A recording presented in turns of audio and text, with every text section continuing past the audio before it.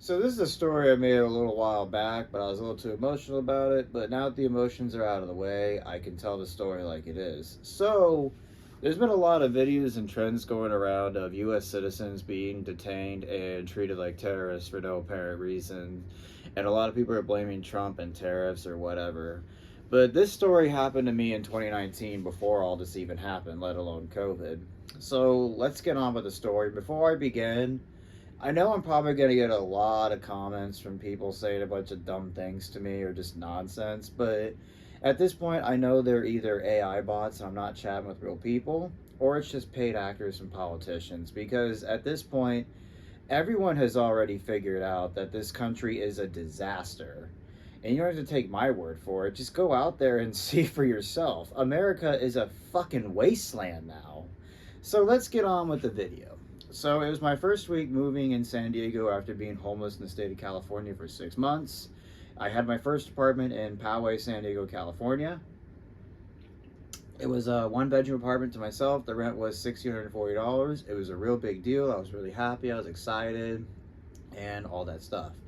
So I have not registered like my plates and my ID yet as I just moved in. It was about a week after this happened. So I was still doing my Instacart orders and I was like, okay, I want to get some Chipotle real quick. So I went to the nearest Chipotle when I was in the Mira Mesa area, and it did not tell me it was in military or government property.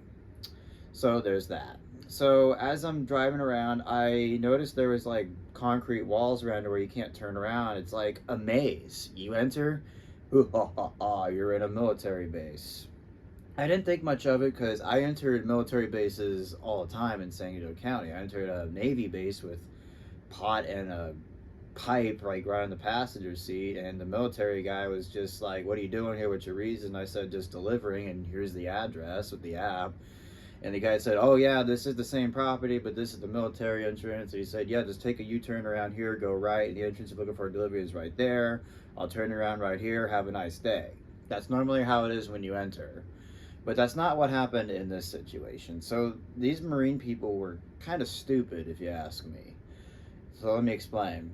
So as I enter, they were saying the usual, what are you doing here? And I said, oh, I'm just looking for a Chipotle in this property. Here's a GPS to prove it. I'm an Instacart guy. I'm just doing deliveries, taking a quick break. And they didn't like that I had license plates and my ID from the state of Ohio. And because they didn't like that, they were starting to treat me like I was a terrorist or a member of ISIS. So they were looking in the backseat of my car saying, hey, what is this, Mary Jane? And I was like, dude, that's pine tree flakes. I was delivering from Floral as I'm an Instacart delivery driver. And they still thought I was Mary Jane's like, can we take you in the back behind this car right here? And they detained me. And it all started from having license plates from the state of Ohio. I swear, these people were just really stupid. So they had like two Marine soldiers on each side of the window asking me 20 questions, detaining me, making me feel terrified. Like, put the keys in the dashboard. And then they said, step out of the car. And they said, interlock your fingers. And I didn't know what that meant. I just did this. And they literally grabbed my arm and said, fucking interlock your fingers. And my phone dropped, which is why on my videos, like my older videos, the sound cut in and out. And it was because of that incident. One of the things I learned in life is to do what you don't want to do. For example, did I want to work from 10 a.m. to 10 o'clock at night, read books, and constantly learn and do new things? No. I wanted to stay in my little box slash comfort zone. But look where it got me.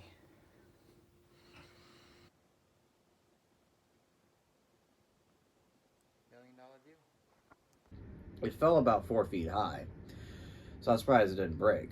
And they were doing the usual pat down to make sure I didn't have any weapons, and they were saying things like, "Do you have anything that'll point out and stick out?" And I was so tempted to say, "Yeah, my dick," because I was just getting a little irritated. I'm like, I'm a U.S. citizen, and I'm being treated like a terrorist. And even though marijuana was legal in the state of California, apparently open carry in a car while driving is still illegal or something like that. I don't know. So as they were sending me to the curb, they literally pushed me like as if I was going to fall on my face. And as I was sitting down searching, I couldn't put my hands in my pockets or anything. And I'm like, you just searched me. How would I have any weapons? Like, it's not like it's going to magically pop out. And I noticed at the tower, right on the corner, I saw like a guy with a rifle pointing at me and two other soldiers like just standing around making sure I don't make any sudden moves while they search my car.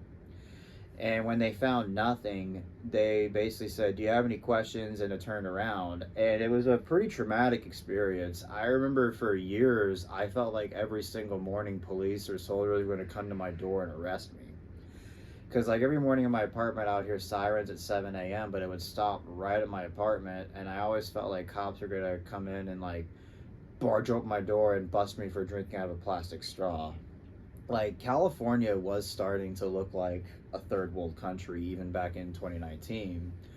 And again, I remember back when I used to say this years ago, people would say all these kind of just dumb comments about how like I'm a stoner or how I'm wrong for saying this and that, or soldiers just doing their job. But again, like I said, everybody in the country, let alone the world, has already figured out that this country is a disaster. It's a wasteland. Just go to your cities like San Francisco and Los Angeles and see for yourself. Walk around the cities. It is not America anymore. And it's all mistakes and policies and government and bad taxes. At this point, it don't matter if you're red or blue. It's just bad government, bad taxes, bad policies, bad management, and leadership. Like, we are practically the laughing stock of the world compared to China. And yet it's funny how people think that the US military can take down China when they treat a US citizen that they fight to protect like a terrorist. They were literally treating me like I was going to blow the place up when all I did was accidentally enter to get a Chipotle. I went from having 3 apartments of my own with a job that I loved making real money to living in my car in Boston struggling to find a job because of discrimination from the DEI or whatever they were called. And now I'm back living in a basement because I just can't get a place of my own anywhere else. People make fun of me for that too, but again, everyone in the country, let alone the world, has figured it out that this country is a disaster.